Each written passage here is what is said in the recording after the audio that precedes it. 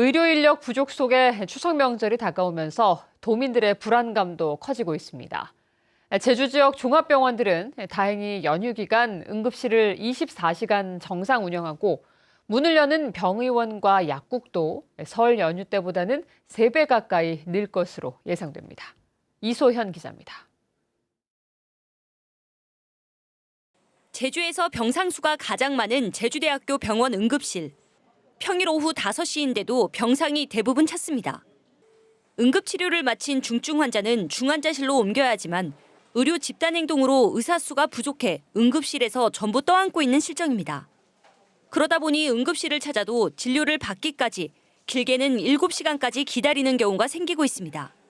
추석 연휴를 앞두고 걱정이 더 커지는 이유입니다. 저도 갑자기 또 응급실에 올 수도 있는 건데 피해 오는 것이 우리 시민이고 국민이 아닌가 이렇게 생각합니다. 전공이 집단 이탈 이후 맞는 첫 명절. 제주대병원은 응급실 운영을 60% 수준으로 줄였습니다. 응급실 초진 업무를 맡았던 인턴 5명이 의료 파업에 동참해 전부 빠져나갔기 때문입니다. 빠듯한 인력에 병상을 줄이고 중증 환자 위주로 진료에 힘쓰고 있습니다. 중증 환자 위주로 환자를 좀 더 선별해서 보는 것을 목표로 하고 있습니다. 심혈관계 응급질환이나 응급분만, 응급투석 이런 부분들을 주로 보려고 그 체계를 유지하려고 노력하고 있습니다. 이번 추석 연휴 동안 도내 6개 종합병원 응급실은 모두 평소와 같이 24시간 운영합니다.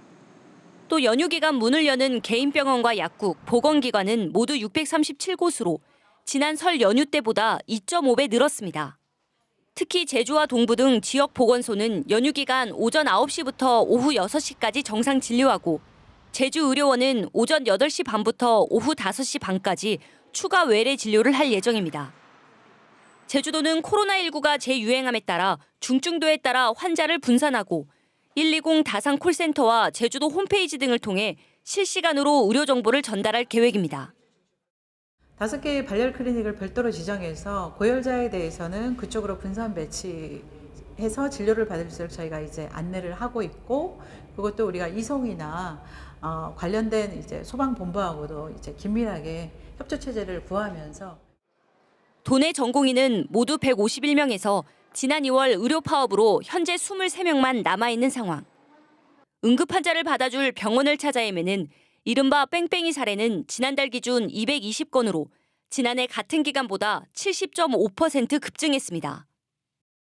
추석 연휴 기간 도내 종합병원 응급실이 정상 운영되지만 진료비 인상 등으로 걱정은 사그라들지 않고 있습니다. MBC 뉴스 이소연입니다.